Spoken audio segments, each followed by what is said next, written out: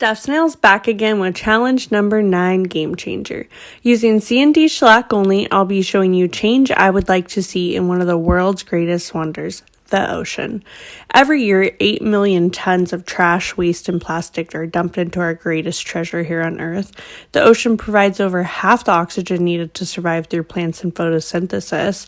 And as some of my best childhood memories at the beach, I'd like to see this change and have the ocean cleaned up for the sake of enjoying the ocean amongst helping life survive. To start, I'll be using long flow wheel tips. I'll smash the bottom to a more flat canvas, allowing the art to showcase better. Then using a diamond bit and E-file, I will carve into the sides and tips of the nails to resemble waves and water movement. Using a buffer, I'll smooth the edges completely and I'm ready to paint.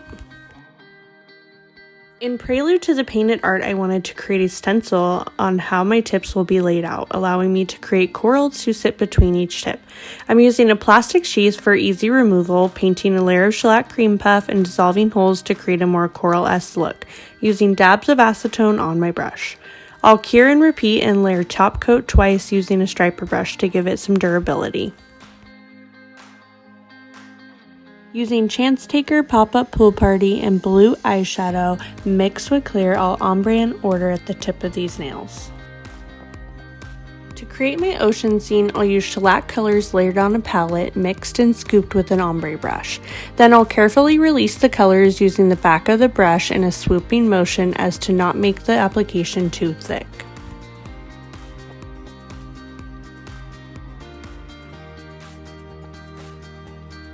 Using matte top coat, I'll cover the sheer part of the nail and cure.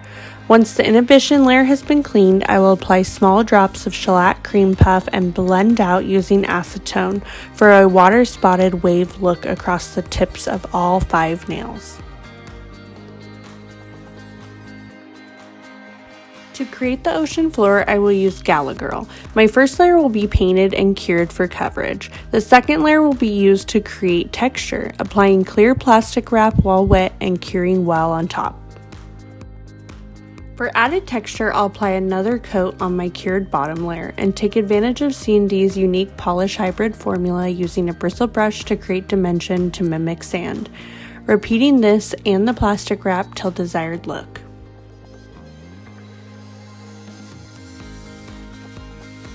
Now for my first sea creature, a turtle. Using a mix of part Gala Girl and part cream puff, I'll outline the turtle's silhouette and color into shape. Adding Clay Canyon to my base mix, I'll create a darker shade to use for shadowing elements on the shell and body. Using black pull and a fine detail brush, I'm going to be careful outlining this sea turtle.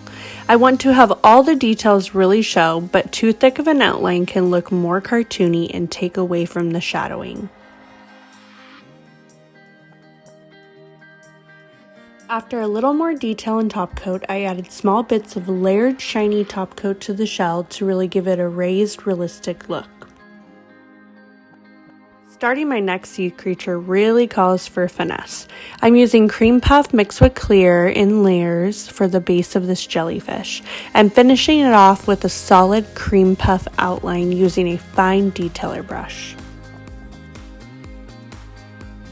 I'm now adding a few small coral, seaweed, and moss details to the top of the sand line using Museum Meet Cute and Palm Deco.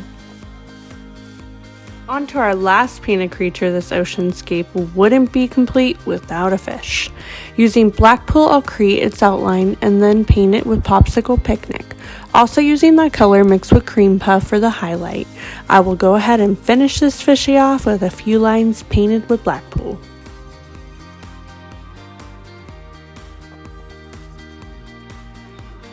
It's really coming along.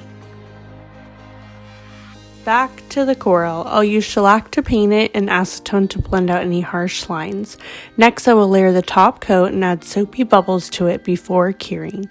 This will give the coral a cratered, natural look.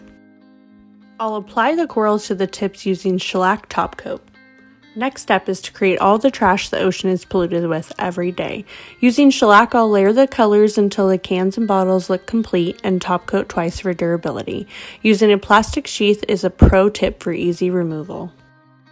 For my sand-based continued off the nail, I'll use shellac Durforce top coat in multiple layers.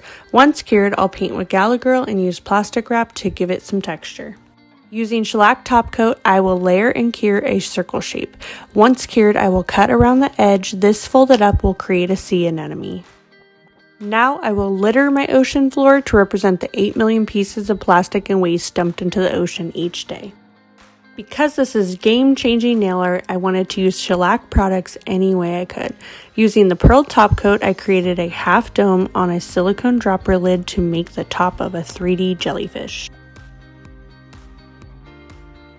Using shellac top coat, I will now adhere the top of my jellyfish to the nails.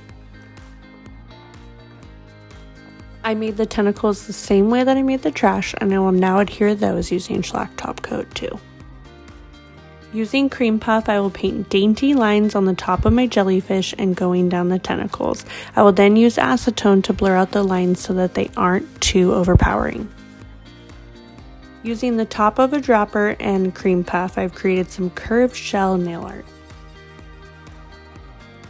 What would this challenge be if I didn't complete the message? Using cream puff, I'll paint along the sand's edge, save the ocean. Again, using uncured top coat and soapy bubbles, I'm going to create an under the sea message. This shellac nail art is a game changer, and I would like to see the ocean cleaned up. This is Steph's Nails for challenge number 9.